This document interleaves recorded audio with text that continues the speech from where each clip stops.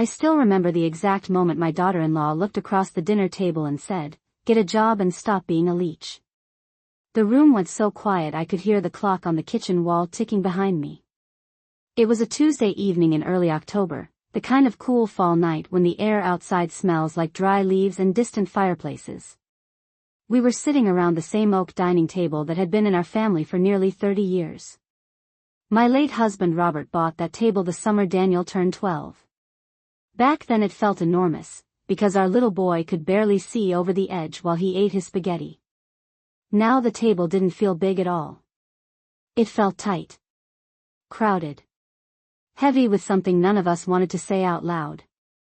Rebecca was the one who finally said it. She had both elbows resting on the table like she owned the place. Her wine glass was half empty. Her voice wasn't loud at first, but the words landed like a stone dropped in a quiet pond. "You're 71, Margaret," she said. "You can still work. Sitting here living off us isn't fair." Then she leaned back in her chair, folded her arms, and said the line I'll never forget. "Get a job and stop being a leech." I didn't answer right away. For a moment I just looked at her. I noticed little things instead of the insult itself.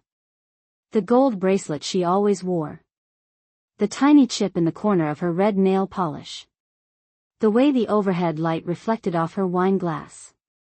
My son Daniel sat across from me, staring down at his plate like he'd suddenly forgotten how to speak. He moved a forkful of roasted chicken around his plate without eating it. I waited for him to say something. Anything. Even a quiet, "Rebecca, that's enough."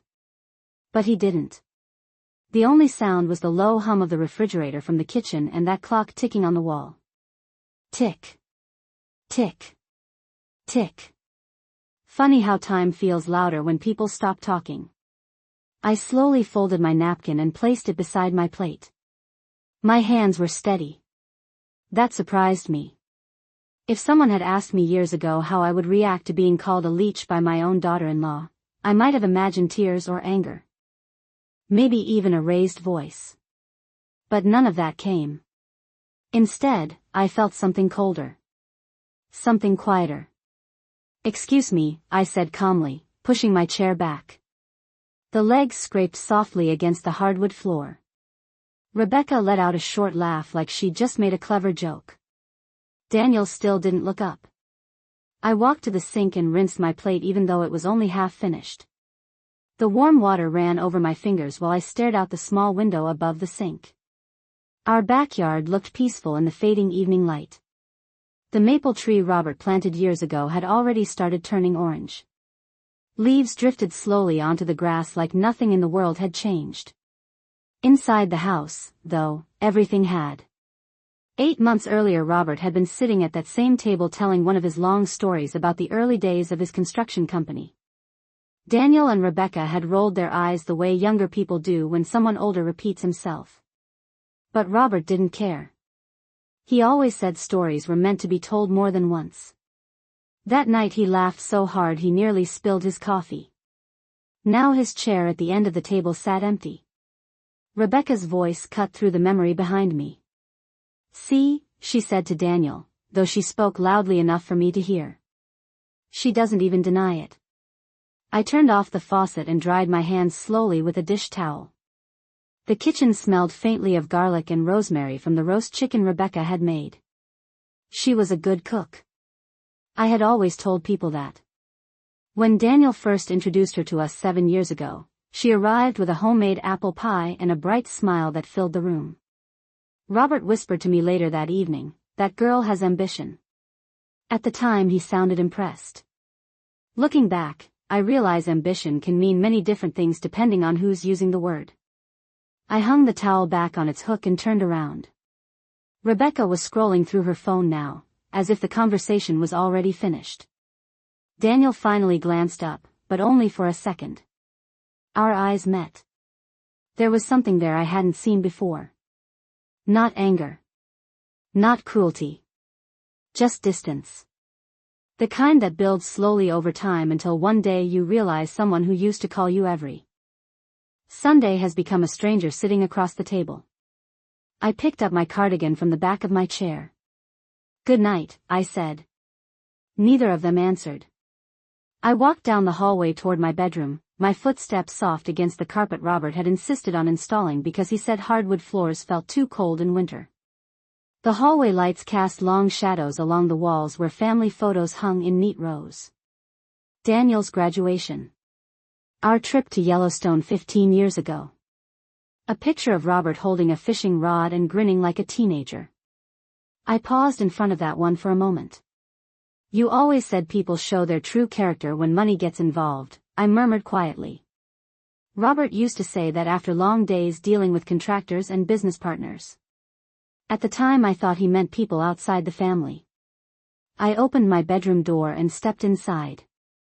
The room was quiet except for the faint sound of voices still drifting from the dining room down the hall. Rebecca was talking again, her tone casual now, like the evening had returned to normal. I sat on the edge of the bed and looked at Robert's old leather briefcase resting in the corner near the dresser. He had carried that briefcase to work almost every day for 40 years. After he passed away, Daniel told me we should probably throw it out because it looked outdated. But I couldn't bring myself to do it. Something about it felt important, though I couldn't have explained why. Down the hall Rebecca laughed again. I sat there quietly, listening to the house settle into the night, and for the first time since Robert died, a strange thought crossed my mind. Maybe the dinner table wasn't the place where this story had really begun. Maybe the beginning had happened years earlier, in quiet offices and bank buildings and legal meetings I had never paid much attention to. Maybe Robert had seen something coming long before I did. I did not sleep much that night after the dinner. The house felt different once the lights were turned off and everyone retreated to their rooms. It was the same house I had lived in for nearly 30 years, yet it no longer felt like the place Robert and I had built together. Every sound seemed louder than usual. The refrigerator humming in the kitchen. The heating system clicking on and off as the October air outside grew colder. Even the wind brushing lightly against the siding sounded unfamiliar. I lay awake staring at the ceiling for a long time, replaying Rebecca's words in my mind. Get a job and stop being a leech. It was not just the insult that stayed with me. It was the silence that followed. The silence from my son. Daniel used to be the kind of boy who defended people even when he was small. When he was 8 years old he once stood up to a bigger kid on the playground because someone had taken a toy from another child. I remember Robert coming home from work that evening and laughing proudly when Daniel explained the story. Robert put his hand on Daniel's shoulder and said, "That is what a good man does. He protects the people who cannot protect themselves." As I lay in bed that night, I wondered when that boy had disappeared. Sometime after midnight I finally got up and walked quietly down the hallway. The house was dark except for a small light glowing from the kitchen. Rebecca must have left it on. I poured myself a glass of water and stood there for a moment looking around the room. The kitchen had always been my favorite place in the house. Robert used to say that every home has a heart, and in ours the heart was the kitchen table. It was where Daniel did his homework after school. It was where we celebrated birthdays with homemade cakes and candles that melted wax onto the frosting. It was where Robert and I sat together late at night after Daniel went to bed, drinking coffee and talking about everything from bills to vacation plans. Now the chairs around the table felt like they belonged to someone else's life. I sat down slowly and wrapped my hands around the glass of water. The cool surface felt steady against my palms. For a moment I allowed myself to feel the weight of the past year. 8 months since Robert passed away. 8 months of quiet mornings without his voice in the house. 8 months of learning how to live in rooms that still held his presence but no longer held him. The strange thing was that Rebecca had not always been this way. In the beginning she seemed almost eager to include me. She invited me to lunch, asked for recipes, even insisted that I teach her how to cook Robert's favorite pot roast. I remember standing beside her at the stove while she scribbled notes on a small yellow pad. She smiled often back then. But something had changed after Robert's funeral. Slowly, almost quietly, the atmosphere in the house shifted. Rebecca began making more decisions about the finances. Daniel started talking about budgets and responsibilities in a tone that felt unfamiliar. At first I assumed they were simply adjusting to the new reality of the household. After all, losing Robert had changed everything. But over time the small changes became larger ones. Rebecca began referring to the house as our house when she spoke with friends on the phone. Daniel stopped discussing financial matters with me the way he once had with Robert. And then there were the little things. The way Rebecca reorganized the kitchen cabinets without asking. The way Daniel began working longer hours and avoided sitting with me in the evenings. I told myself it was normal. People move on with their lives. Children grow up and create their own families. That is the natural order of things. Still, as I sat there in the quiet kitchen that night, I could not ignore the uneasy feeling building in my chest. Rebecca's words at dinner had not sounded like a moment of frustration. They sounded practiced. Like a sentence she had been waiting to say for a long time. I finished the water and placed the glass gently in the sink. On the counter beside the refrigerator sat a stack of unopened mail. I had noticed it earlier that afternoon but had not paid much attention. Daniel usually sorted through the mail when he came home from work. I reached over and picked up the small pile. Most of it was ordinary things. Grocery store coupons. A catalog for winter coats. A credit card advertisement addressed to Daniel. But at the bottom of the stack was a plain white envelope with my name written neatly across the front. Margaret Collins. The handwriting was unfamiliar. The return address listed a law office in downtown Hartford. I stared at it for a long moment. Robert had handled most of the legal matters in our family. He always said paperwork gave him a headache. And yet somehow he managed it better than anyone else. I had not spoken with a lawyer since the day we signed the documents after his passing. My fingers hesitated along the edge of the envelope. A strange feeling moved through me then. Not fear exactly. Something closer to curiosity mixed with the faintest hint of recognition. As if some part of my mind had been expecting this moment without fully understanding why. I opened the envelope slowly and slid out the folded letter inside. The paper was thick and formal. At the top of the page was the letterhead of a firm called Henderson and Price Legal Advisors. The message itself was brief. It asked me to contact their office regarding a matter that had been arranged by my late husband Robert Collins. At the bottom of the page was a phone number and the name of an attorney. Thomas Henderson. I read the letter twice to make sure I understood it correctly. The kitchen clock ticked quietly on the wall while I stood there holding the paper. Robert had always been a careful man. He believed in planning ahead for everything. Retirement accounts. Insurance policies. Even instructions for how the garden should be watered during the summer if we ever traveled for more than a week. It suddenly occurred to me that perhaps Robert had planned for more things than I realized. I folded the letter slowly and placed it back in the envelope. The house was silent again. Somewhere down the hallway Daniel and Rebecca were sleeping peacefully in the bedroom that used to belong to my son alone when he was a teenager. I turned off the kitchen light and stood there for a moment in the darkness. Rebecca's voice from earlier that evening echoed faintly in my memory. Stop being a leech. I looked down at the envelope in my hand and felt a quiet sense of clarity settle over me. Tomorrow morning I would call the number printed on that letter. And for the first time since the dinner table conversation, I realized that perhaps the story Rebecca believed she was writing for my life was not the story Robert had prepared at all. I woke up earlier than usual the next morning, long before the sun had fully risen over the neighborhood. The house was quiet in the soft gray light of early morning, the kind of quiet that usually feels peaceful but now felt heavy with unfinished thoughts.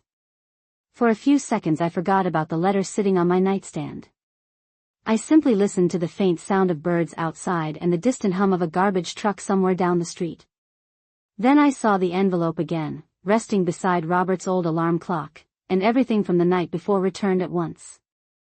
I sat up slowly and picked up the envelope. Henderson and Price Legal Advisors. The name Thomas Henderson printed neatly at the bottom. Robert had never mentioned this law office to me before. Or perhaps he had, and I simply had not paid attention at the time. Robert handled so many things quietly. Finances. Business decisions. Paperwork. I trusted him with those responsibilities the way someone trusts the foundation of a house without thinking about the concrete beneath the floorboards. I slipped the letter back into the envelope and walked toward the kitchen. The floor felt cool beneath my feet as I moved down the hallway. The house was still silent, which meant Daniel and Rebecca were still asleep. Rebecca usually woke around 7, but it was only a little after 6. I brewed a small pot of coffee and sat at the kitchen table with my phone resting beside the envelope. The smell of fresh coffee filled the room, warm and familiar. Robert used to say that coffee tasted better in the morning because it was the first decision of the day. A simple choice that reminded you that the day belonged to you. I stared at the phone for several minutes before dialing the number printed on the letter. My finger hovered over the screen for a moment before I finally pressed the call button. The line rang twice before someone answered. A calm female voice greeted me. She introduced herself as the receptionist for Henderson and Price. I explained that I had received a letter regarding a matter arranged by my late husband Robert Collins. There was a brief pause on the line, followed by the soft sound of a keyboard as she searched for something. Then her tone changed slightly, becoming more attentive. She asked me to hold for a moment while she connected me with Mr. Henderson himself. I had expected to schedule an appointment weeks away. Instead, the line clicked again and a man's voice came through the receiver almost immediately. His voice was steady and polite. He introduced himself as Thomas Henderson. I repeated my name and mentioned the letter I had received. There was another short pause before he spoke again, but this pause felt different. It felt as if he had been expecting my call all along. "Mrs. Collins," he said gently, "I have been waiting to hear from you. Your husband asked our firm to contact you if certain circumstances ever arose." I felt my fingers tighten slightly around the phone. The kitchen clock ticked steadily on the wall while I listened. Mr. Henderson continued speaking in a calm and careful tone, explaining that Robert had established several legal arrangements years before his passing. At the time, Robert had insisted that the details remain private unless I chose to activate them. I asked him what he meant by activate. Mr. Henderson paused again, as if choosing his words carefully. He said that Robert believed financial matters within families could sometimes become complicated after a loss. Because of that belief, Robert had placed certain assets into a trust that could only be accessed through my direct authorization. The words took a moment to settle in my mind. A trust. Robert had owned a small construction company for decades, but he sold the business nearly 10 years earlier when he decided to retire. Or at least that was what I believed. I asked Mr. Henderson if this trust involved Robert's old company. His answer surprised me. He explained that Robert had never fully sold the company at all. Instead, he had quietly transferred ownership into a holding structure managed through the Henderson Trust. According to the documents, I was listed as the primary trustee. The room felt very still as I listened. I looked around the kitchen slowly. The same kitchen where Rebecca had called me a leech less than 12 hours earlier. Mr. Henderson continued explaining the structure in simple terms so that I could understand. The trust included several investments Robert had made after retiring, along with ownership stakes connected to the company's remaining contracts. None of those assets were directly controlled by Daniel or anyone else in the family. Robert had placed everything under a set of instructions that required my approval before any changes could be made. I asked him quietly why Robert would have done something like that without telling me. Mr. Henderson gave a small thoughtful pause before answering. "Your husband believed in preparation, Mrs. Collins. He said he trusted your judgment completely." The kitchen suddenly felt different, as if the room itself had shifted slightly around me. I thought about Rebecca's voice at the dinner table the night before. "Stop being a leech." I imagined the confident expression she wore when she said those words. She believed she understood the balance of power in this house. Perhaps Daniel believed the same thing. Mr. Henderson asked if I would be available to visit the office later that week so that we could review the documents together. I told him that I would. We agreed on a meeting 2 days later at 10 in the morning. After the call ended, I remained sitting at the kitchen table for a long time. The coffee in my mug had gone cold without me noticing. Sunlight had begun to spill slowly across the kitchen floor through the window above the sink. Outside, a neighbor's car started in the driveway next door. Life was continuing exactly as it always did. But something inside me had changed. Robert's voice echoed faintly in my memory then, from a conversation many years earlier when Daniel was still in college. People show their character when money becomes involved, he had said while reviewing some paperwork at this very table. At the time I laughed and told him that families were different. Families did not fight over money the way strangers did. Robert did not argue with me that evening. He simply smiled in that quiet way of his and closed the folder. Sitting there now with the empty coffee mug in my hands, I realized that Robert might have understood something about the future that I had been too trusting to see. I spent the rest of that morning moving through the house quietly, almost as if I were seeing it from a new perspective. The sunlight that had begun creeping through the kitchen window earlier had now filled most of the room, spreading across the hardwood floor in long golden rectangles. I rinsed my coffee mug slowly and placed it in the drying rack beside the sink. Every movement felt calm, deliberate, and oddly clear. The conversation with Mr. Henderson had changed something inside my mind. It was not excitement. It was not anger. It was a kind of quiet awareness, like realizing that a story you thought had already been written still had many pages left. Around 7 o'clock I heard footsteps upstairs. Rebecca was usually the first to wake. A few minutes later she came down the stairs wearing a gray robe and carrying her phone in one hand. She stopped briefly when she saw me standing at the counter slicing an apple. Her expression flickered with mild surprise, as if she had not expected me to still be there. For a second neither of us spoke. Then she opened the refrigerator and took out a bottle of almond milk. "Good morning," she said casually without looking at me.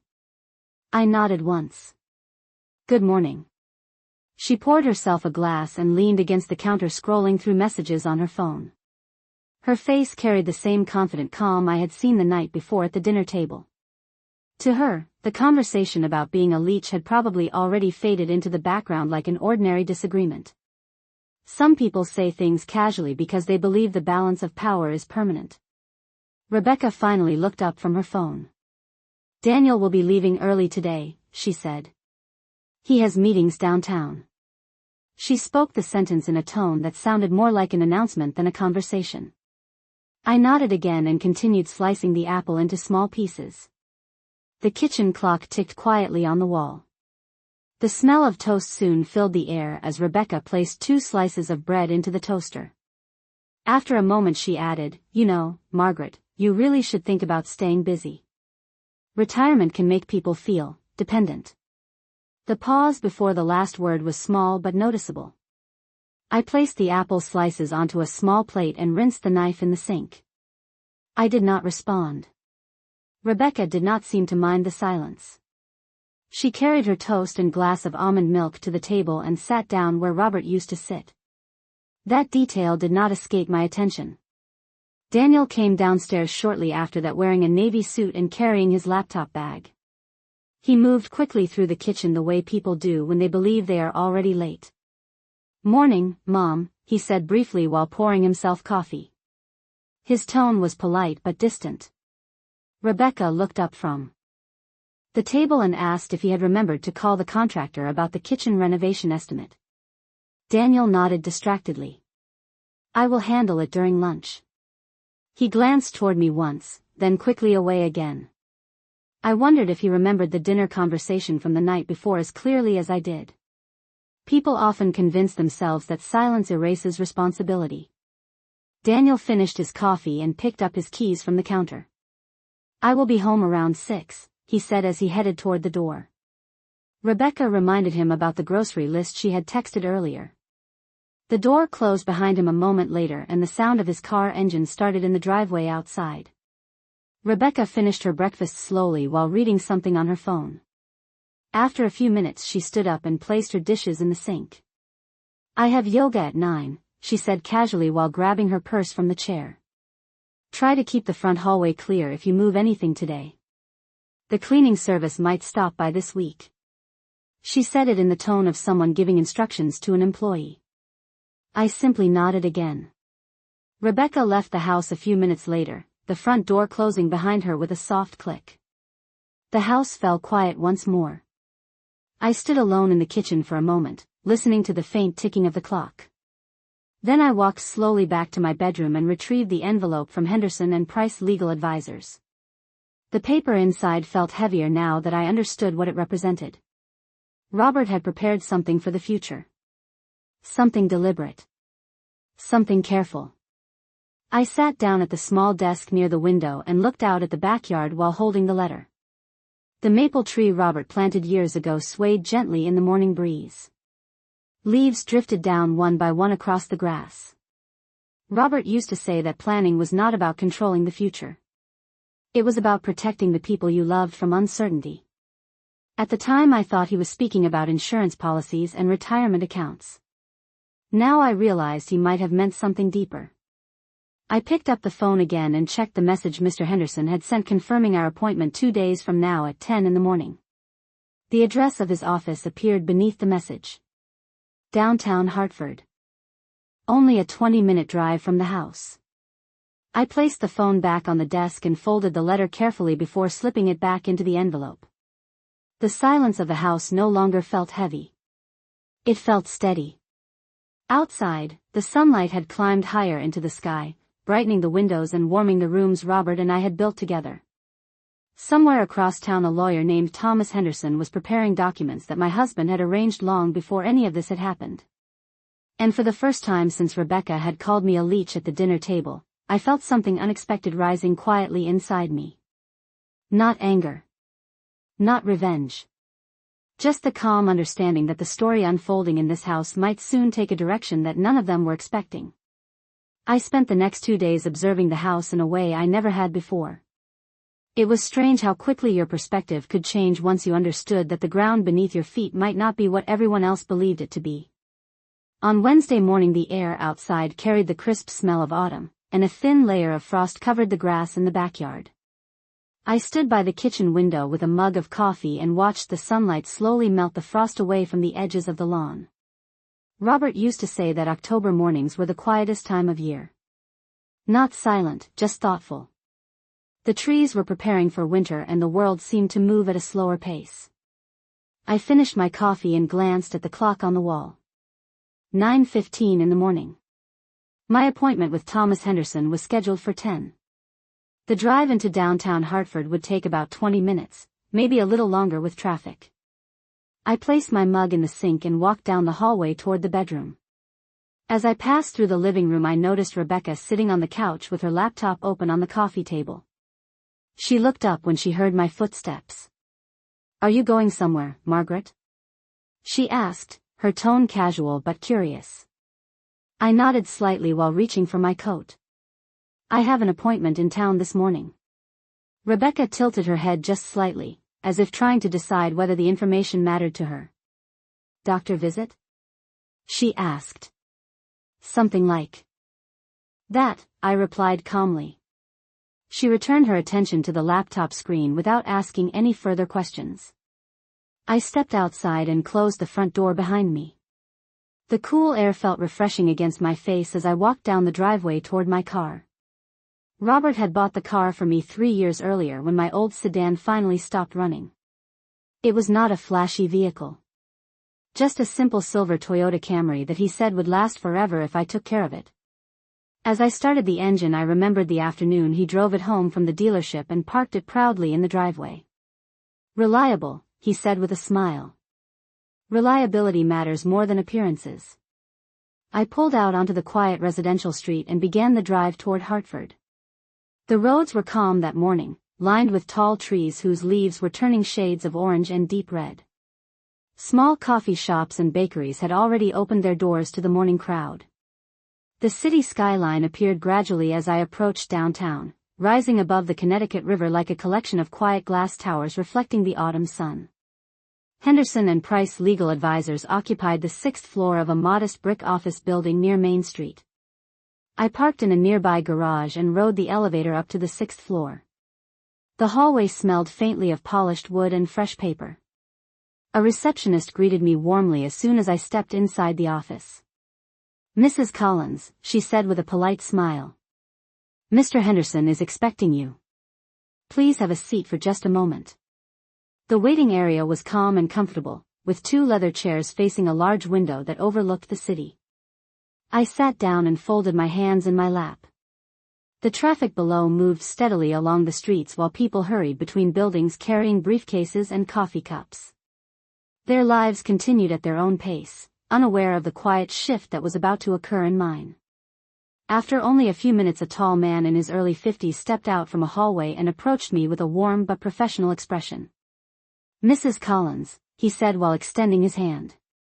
"I am Thomas Henderson. Thank you for coming in today." His office was neat and orderly, with shelves of legal books lining the walls and a large oak desk near the window. He invited me to sit in a comfortable chair while he gathered a folder from his desk. The folder looked thick, filled with documents carefully arranged behind labeled tabs.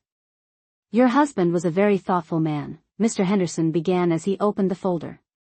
"He spent several years preparing these arrangements. At the time he told me that planning was the best way to protect the people he loved." I felt a small warmth in my chest hearing those words. That sounded exactly like Robert. Mr. Henderson placed several papers on the desk between us and began explaining them in clear, simple language. "The Henderson Trust," he said, "was established 8 years earlier when Robert decided to step away from the daily operations of his construction company. Instead of selling the company entirely, Robert had quietly transferred controlling ownership into the trust. The trust also included several real estate investments and long-term financial accounts connected to the company's projects. My name appeared at the top of the documents as the sole trustee." Mr. Henderson explained that this meant I had full authority to manage the trust and its assets. No one else, including Daniel, had the ability to make decisions about those funds without my consent. I listened carefully while he walked me through each page. The numbers were larger than I expected. Much larger. Robert had never been a man who showed wealth openly, but he had always been careful with money and opportunities. Mr. Henderson then explained the final detail that Robert had included in the trust instructions. Robert had written that the trust should remain entirely under my control unless I personally decided to share authority with another family member. Until that moment I had assumed the documents were simply financial protections. But as I sat there reading Robert's handwriting near the bottom of the final page, I realized something else entirely. Robert had not just been planning for retirement. He had been planning for the possibility that one day I might need protection even inside my own family. I looked up from the papers slowly. Outside the window, the city of Hartford continued moving through its ordinary morning routines. But inside that quiet office, the balance of power in my life had just changed in a way that Rebecca and Daniel had never imagined. I left Henderson and Price Legal Advisors a little after 11 that morning with the thick folder resting carefully inside my handbag. The elevator ride down to the lobby felt strangely quiet, even though 2 other people stood beside me checking their phones and discussing their schedules for the day. For them it was just another ordinary Wednesday morning in Hartford. For me it felt like the beginning of something entirely different. When the elevator doors opened, I stepped out into the cool autumn air and paused for a moment on the sidewalk. Cars moved steadily along Main Street, their engines humming softly as the traffic lights shifted from red to green.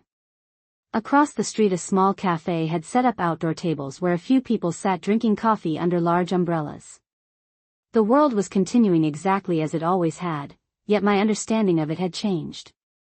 I walked slowly toward the parking garage where I had left my car. Robert's voice echoed faintly in my memory as I crossed the street. He used to say that real power was not loud. Real power was quiet because it did not need to prove itself. At the time I had thought he was speaking about business negotiations or construction contracts. Now I realized he might have meant something more personal. I reached the garage and slid into the driver's seat of the silver Toyota Camry. For a moment I did not start the engine. Instead I opened the folder Mr. Henderson had given me and glanced once more at the documents inside. The Henderson Trust. My name appeared clearly at the top of several pages as the primary trustee with full authority over the assets listed beneath. Construction holdings. Long-term investment accounts. Several commercial properties connected to Robert's former company. The numbers printed beside those descriptions were larger than anything I had ever personally managed. Yet as I looked at them I did not feel overwhelmed. Instead I felt a quiet sense of clarity. Robert had prepared all of this carefully, step by step, years before his passing. He had known that one day these decisions might matter. I closed the folder and placed it back in my handbag before starting the engine. The drive home felt calm and unhurried. Traffic moved smoothly along the highway and the afternoon sun reflected softly off the Connecticut River as I crossed the bridge toward our neighborhood. I passed familiar places. Along the route. The hardware store where Robert used to buy tools. The small diner where we sometimes stopped for pancakes on Saturday mornings. The public library where Daniel studied during his final year of high school. Every place carried memories that now felt connected to a larger story I had not fully understood before. By the time I turned onto our street the sun had climbed high in the sky.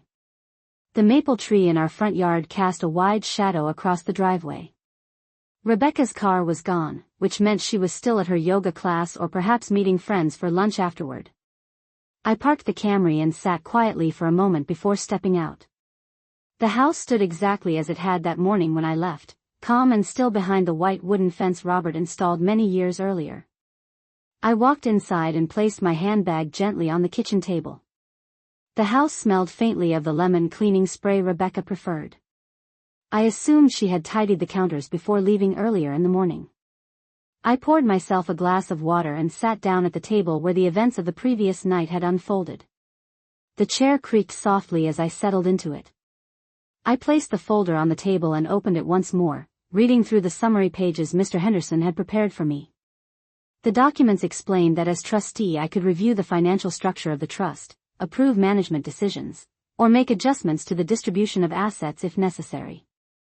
Until that moment the words felt theoretical, like instructions in a manual. But as I read them again a new thought formed quietly in my mind. Rebecca believed I depended on this house for my place in the family. She believed that Daniel controlled the financial foundation of our lives. She believed that calling me a leech carried real authority because she assumed I had no power to respond. The truth sitting in front of me on the table told a very different story. Robert had not only protected our assets. He had placed the final decisions about those assets directly in my hands. I closed the folder again and leaned back in the chair, letting the realization settle slowly into place. The kitchen clock ticked gently on the wall. Outside, a light breeze moved through the branches of the maple tree, scattering a few more leaves across the yard. For the first time since the dinner table conversation I allowed myself a small smile. It was not a smile of revenge or anger. It was the quiet expression of someone who finally understands the rules of a game that others thought they were controlling. Later that afternoon Rebecca returned home carrying 2 shopping bags from a boutique in town. She walked through the front door talking on her phone, laughing lightly about something one of her friends had said. When she noticed me sitting at the kitchen table she ended the call and placed the bags on the counter. "You are home early," she said, glancing at the clock. I nodded calmly. My appointment finished sooner than expected. Rebecca poured herself a glass of sparkling water and leaned against the counter. "I hope it was nothing serious," she said. "Doctor visits can be exhausting." Her tone carried the same casual confidence she always used when she assumed she understood everything happening around her. I folded my hands on the table and looked at her quietly for a moment before answering. "It was not a doctor appointment, Rebecca. Just some old paperwork Robert asked a lawyer to review with me." She raised one eyebrow slightly but did not seem concerned. "Legal things can be complicated," she said with a small shrug. "Daniel usually handles most of the financial paperwork now." I nodded once more. "Yes," I said gently. "I imagine he believes that." Rebecca smiled faintly and picked up one of the shopping bags, apparently satisfied with the conversation. She had no idea that the quiet balance inside the house had already begun to shift. And as I watched her move around the kitchen with complete confidence, I realized something Robert must have understood long ago. The strongest position is often the one no one else sees coming. I spent the next morning moving through the house with the same quiet patience Robert always had when he worked through a complicated problem. The folder from Henderson and Price rested inside the drawer of my bedroom desk, safely out of sight but very much present in my thoughts. I did not rush anything. Robert used to say that rushing only revealed your intentions too early. Instead, I allowed the rhythm of the house to continue exactly as it always had. Rebecca woke first again, coming downstairs around 7 with her phone in one hand and her robe tied loosely at the waist. She poured herself coffee without looking at me and began scrolling through messages while leaning against the kitchen counter. Daniel came down shortly after that, wearing another dark suit and speaking about meetings he had scheduled that day. Their conversation drifted around me as if I were part of the furniture in the room. Normally that might have made me feel invisible. That morning it simply made it easier to observe. Daniel mentioned something about reviewing company accounts later that afternoon. I noticed the small detail immediately. Rebecca responded with interest and asked if the contractor payments had cleared yet for the renovation plans she had been discussing. Daniel told her he would check the financial dashboard when he reached the office. The phrase financial dashboard lingered quietly in my mind. Rebecca smiled confidently while buttering a piece of toast. Everything in her posture suggested she believed the financial world of our family moved comfortably within Daniel's reach. I remained silent while finishing my coffee. A few minutes later Daniel grabbed his briefcase and headed toward the door. "Have a good day, Mom," he said politely. Rebecca kissed him lightly on the cheek and reminded him again about the contractor.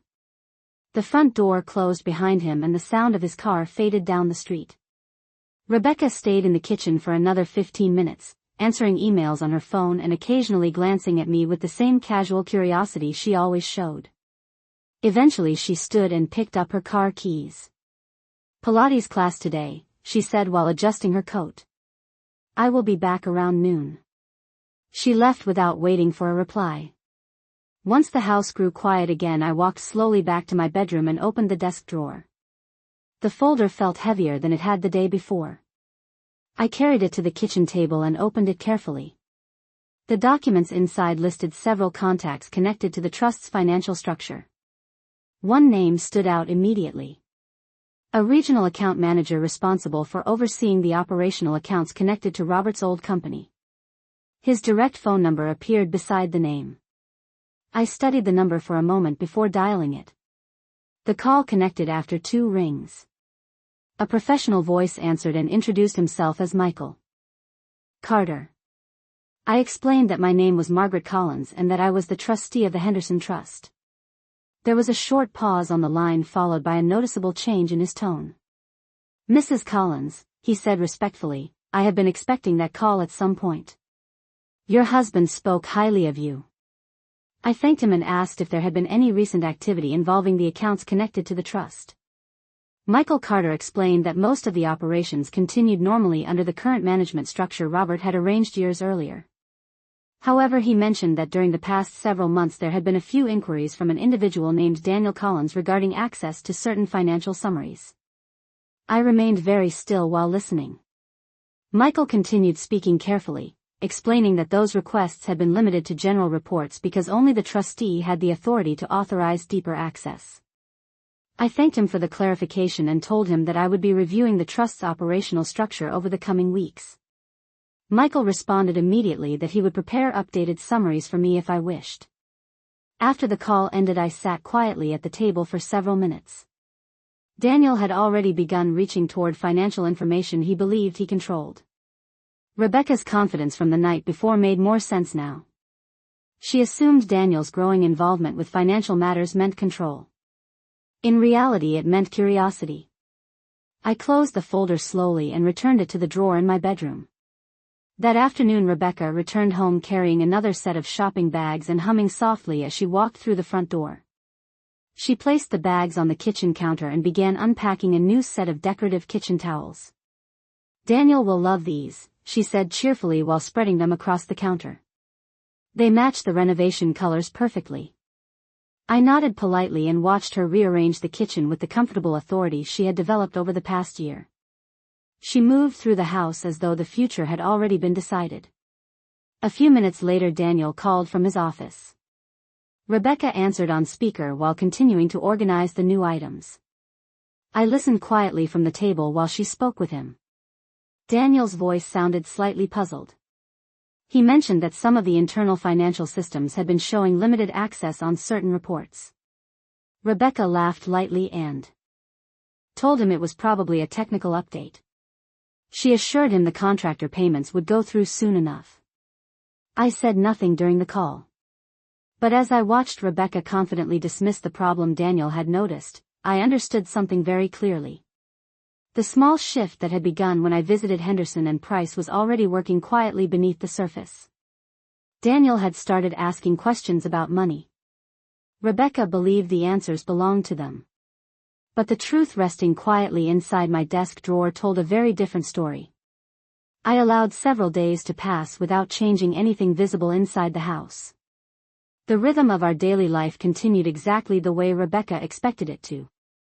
Mornings began with coffee and quiet conversations that rarely included me. Daniel left early for work each day, often speaking about meetings, contractors, or financial reports that he believed he was beginning to manage. Rebecca spent her mornings between fitness classes, shopping trips, and phone calls with friends who admired the renovation plans she was making for the kitchen. From the outside, everything looked ordinary. Inside, however, I had begun making quiet adjustments that no one else noticed. The first change came 2 mornings after my phone call with Michael Carter. I sat at the kitchen table with a notebook and carefully reviewed the updated summaries he had sent to my email. The Henderson Trust controlled several operational accounts connected to Robert's former company as well as the financial reserves tied to a group of construction contracts that were still producing revenue. According to the documents, these accounts had been operating under automatic management structures Robert established years earlier. The system was designed to continue functioning without disruption unless the trustee decided to intervene. I studied each page slowly, remembering the way Robert used to read documents late at night at this same table. He always believed that understanding something completely required patience. After reviewing the summaries, I placed a short call back to Michael Carter. I thanked him for the detailed reports and asked him to initiate a simple administrative adjustment. Specifically, I asked that any request for financial access or system reports connected to the trust be directed only to the trustee for approval. Michael responded immediately that such a request was entirely appropriate given the structure of the trust. Within minutes he confirmed that the adjustment had been implemented. The change itself was small, almost invisible, yet I knew exactly what it would do. Daniel would still see the financial dashboard he had been reviewing. But deeper access would now require a confirmation process that led directly back to me. I ended the call and closed the notebook just as Rebecca walked into the kitchen carrying a large box from a home decor store. She looked cheerful, the way people do when they believe their plans are progressing exactly as expected. "Look at these," she said while opening the box on the counter. "New pendant lights for the kitchen island.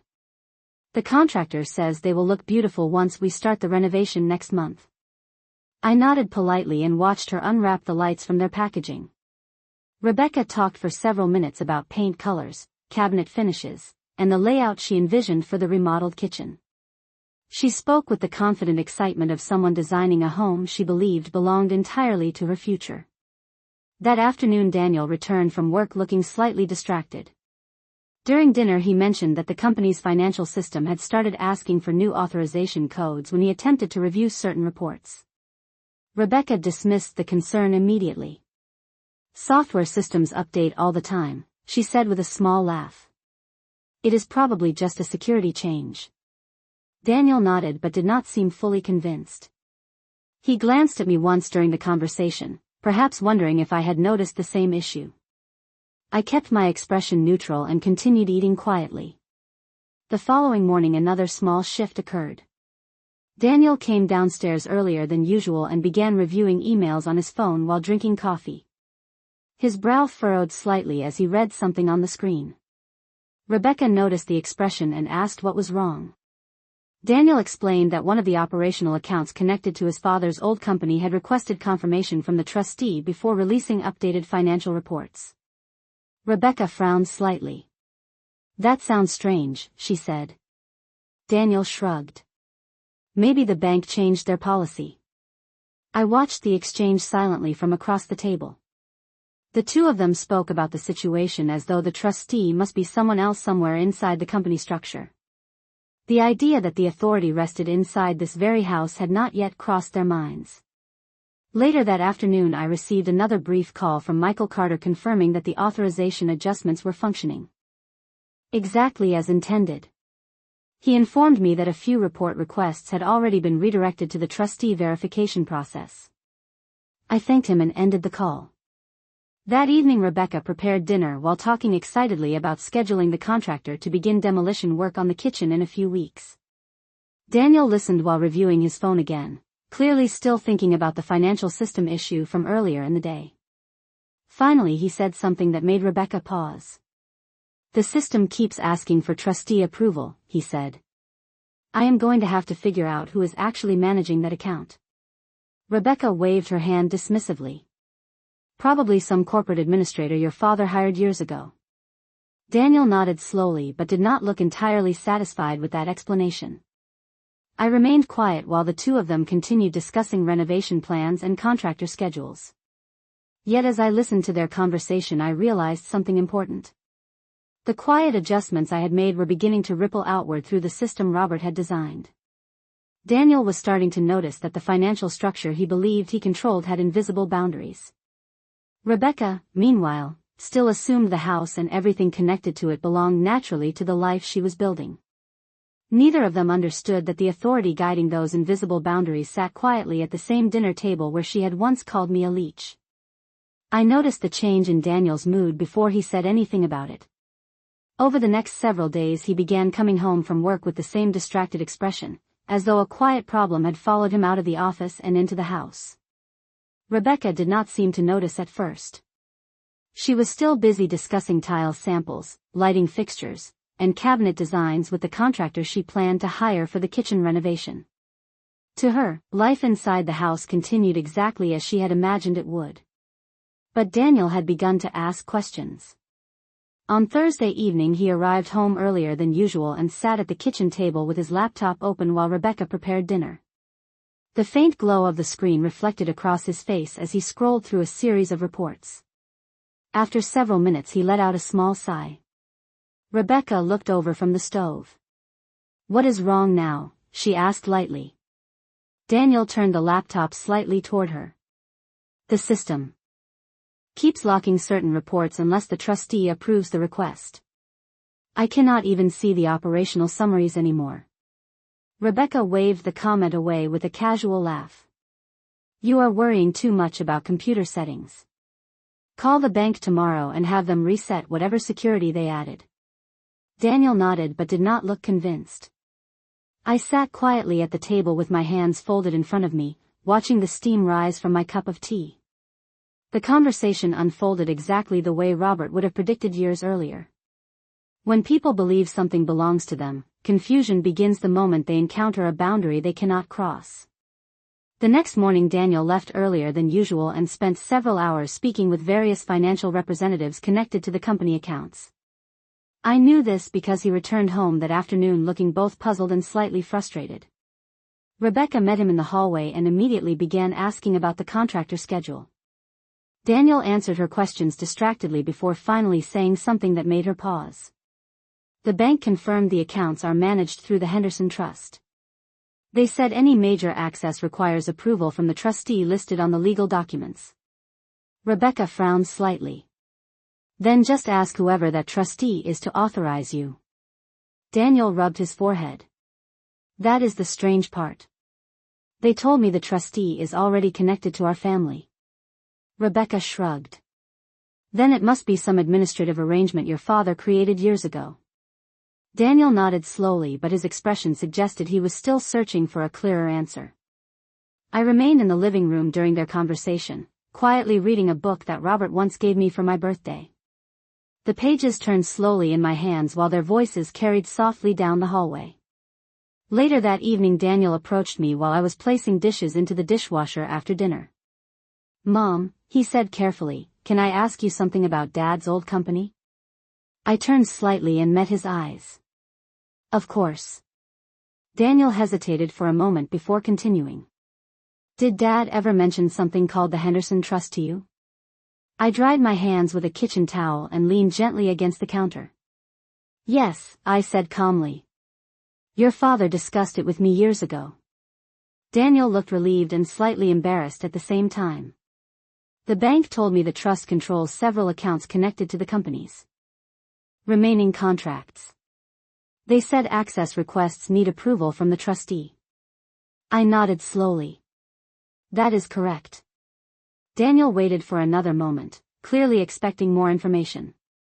Rebecca stepped into the kitchen just then and crossed her arms. "Well then, who is the trustee?" she asked directly. The room fell quiet for a second. The soft hum of the refrigerator filled the space between us. I folded the towel neatly and placed it beside the sink before answering. "I am." Daniel blinked once, as though the sentence had not fully registered in his mind. Rebecca stared at me with open surprise. "What do you mean you are the trustee?" she asked. I met her gaze calmly. "Your father created the Henderson Trust 8 years ago when he reorganized the company's assets. He listed me as the primary trustee." Rebecca laughed softly in disbelief. "That cannot be right. Daniel handles the finances now." I shook my head gently. "Daniel may review certain reports, but the legal authority belongs to the trustee. That is how your father designed it." Daniel looked down at the kitchen floor for several seconds before speaking again. "Why did Dad never mention that to me?" "Because he trusted you to focus on your own career," I replied quietly. "And because he believed I would know when to take responsibility for the rest." Rebecca's expression hardened slightly. "If you are the trustee, then why are the systems blocking access now?" she asked. I answered her calmly. "Because I asked the account manager to redirect authorization requests to the trustee." Rebecca stared at me as though trying to understand a puzzle that had suddenly become much more complicated than she expected. Daniel exhaled slowly and leaned against the counter. "So the reports are waiting for your approval?" he asked. "Yes," I said gently. The house fell quiet again. Outside, the wind moved through the branches of the maple tree in the front yard, scattering a few leaves across the driveway. Rebecca finally spoke again, her voice noticeably less confident than before. "I thought you said you had a doctor appointment the other day." I looked at her calmly. "I said it was an appointment in town." Rebecca did not respond. Daniel rubbed the back of his neck and looked at me carefully. "Mom, I did not realize you were involved with the company structure like that." "Robert believed it would be useful one day," I said softly. The silence that followed felt very different from the silence at the dinner table the night Rebecca had called me a leech. That evening the silence had been heavy with disrespect. Now it carried something else entirely. Understanding.